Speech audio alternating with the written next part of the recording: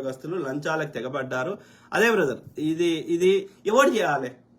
ఇప్పుడు ఎవడైతే ఏసీబీ అధికారిని పెట్టింది ఎందుకోసం, యాంటీ కరప్షన్ బ్యూరో, ఈ కరప్షన్ చేసిన మీద చర్యలు తీసుకోండి. వాడే లంచం తీసుకుంటే ఎవరిని చేయాలి?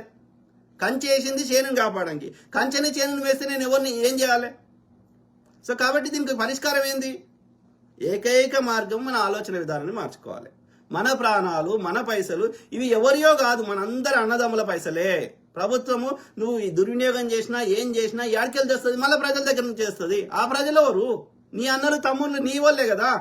నువ్వు కూడా కడుతున్నావు కదా గరపట్టి, నువ్వు కూడా కడుతున్నావు కదా జిఎస్టీ, నీ దగ్గరనే వసూలు చేస్తారు. నువ్వు దోసుకున్న సొమ్ము గాలి ఆకాశంలోకి వెళ్ళి ఉంటుంది.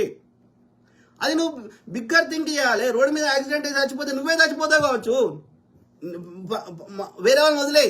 నువ్వు క్వాలిటీ మెయింటైన్ చేయ రోడ్ చేస్తే రేపు నువ్వేసిన రోడ్లో నువ్వే చచ్చిపోతావు కావచ్చు. ఏం చేసుకో, నువ్వు చచ్చిపోయినాక నువ్వు